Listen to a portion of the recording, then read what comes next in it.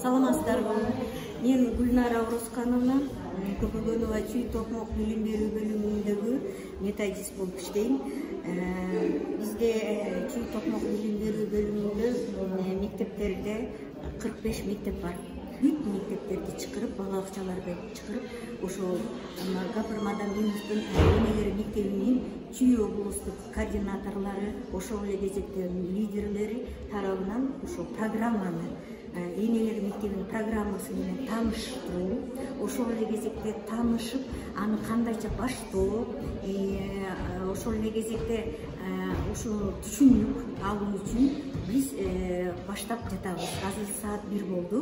Буюрса, азыр бир нече минуттан кийин баштайбыз. Ошол эле кезекте ата-энелер үчүн мектебини, ата-энелер менен ишин иретин дагы карайбыз деп турабыз. Эң биринчи кезекте энелер мектеби деп туруп, себеби дегенде мен силерге жогорудагы мына приказды окуп берейин. Ата-энелер мектеби программасын Кыргыз Республикасынын пилоттук мектепке чейинки билим берүү жана жалпы билим берүү уюмдарына киргизүү жөнүндө буйрук чыкты.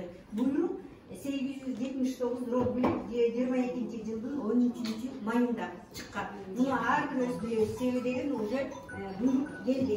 Ошол эле кезекте бизден өзүбүздөн чыккан 2022 жылдын 14 майында 71 буйрук менен пилоттук мектепти биз мындайча айтканда белгилеп алдык. 17 пилоттук мектеп. Бирок баардыгыңыздар чүй токмок билим берүү боюнча баардык мектептер иштейсиздер.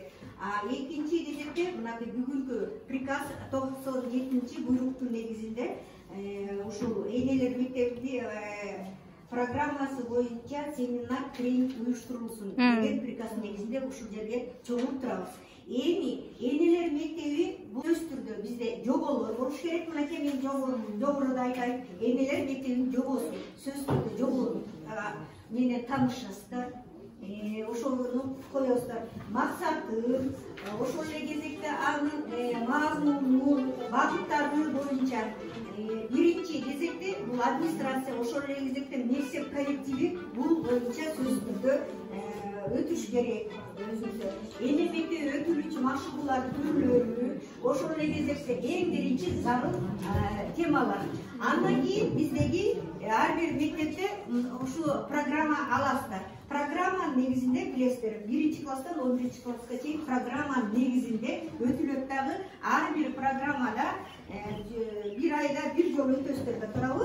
Же болбосо бир чейректе бир ушул боюнча эң артына мынакей 2-класс боюнча 10 саат, 1-класс боюнча 10 саат. Мен баардыгын айтып берейин, бирок ошентип отуруп 11-класска чейин болот. Анан тил болуп десе калп эле мынтип эле кармап, баланын көзүнчө кармагыч болбосту.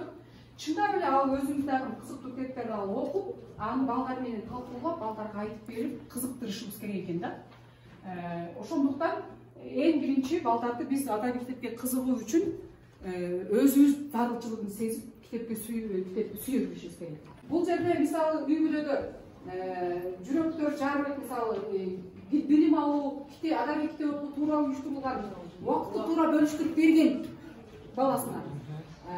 Ипадак, үй бүлөдөгү жакшы климат аркылуу жүрөктөрдүн бири-бирине жакындыгы, мына ушулар болсо, бул жактагы мөөнү караңыздар. Натыйжада бизде шайыр, ыймандуу, ар намыстуу, дымактуу, тартиптүү, мекенчил, көңүлү куунак, билимге кызыккан балдарды, инсандарды тарбиялап чоңойто алабыз. Биз натыйжада коомду, мамлекетти оңдоп атабыз мындай инсандар балдар менен.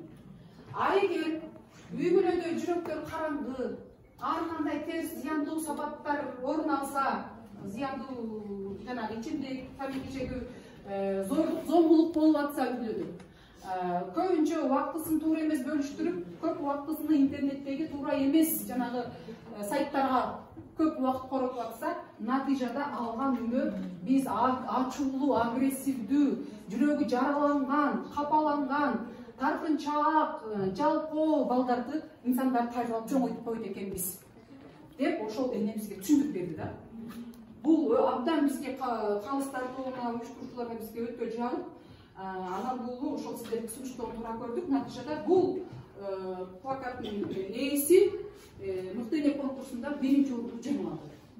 Күнгө караганда ал ушунчалык мурун чачат, ошончолук күчтүү деп ойлойбуз. Ошондой эле эгерде сен баардык нерселерди, башкача айтканда, знанияларды түшүп алсаң, сени карап буну менен салыштырып, ушунчалык мурун төгөт, ушунчалык акылдуу кыз деп дагы билдирип турушу мүмкүн экен. Менде өзгөрүүлөр бул биздин эң биринчи кезекте эле баштаган өмүрүбүзгө киргизген өзгөртүү бул күн тартибибиз. Күн тартибибизди биз колдонгондо, ал күн тартибибиз бизге пайдалуу нерселерин тийгизип баштады деп да айтсак болот. Эмнеге дегенде биз ал убакытты жөн гана башка нерселерге кетирбестен, ошол убакытты пайдалуу жакка кетирип, бир жеринен окууга дагы жетишүүгө, бир жеринен ата энебизге жардам берүүгө, бир жеринен башка нерсе менен, өзүбүзгө жаккан нерсе менен алектенүүгө эле болду да.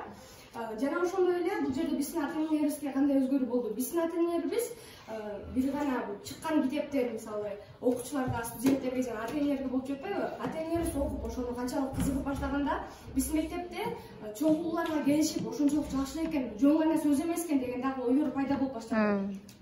Жана агайдын жакында чыккан китеби бул Кругозор. Кругозордун ичинде биз билгенибиз ошол жердеги терминдер, мисалы биз кээ бир терминдерди түшүнбөсөк, интернеттен ача коюп же башка бирөөдөн сурап коебуз. Бул жерде бардык нерселер, ошо интернетте каралган сөздөрдүн түшүндүрмөсү жана ошондой эле бул жерде бир жумада бир эле сааттан окуп турсаң, анда бир жылда 34 сааттын ичинде сен ошо Кругозордун бардыгын билип, жана ошондой эле баш катырмаларды чечүүгө дагы мындай пайдалуу нерселерин тийгизип сага түрткү берет экен дагы үйрөнүп.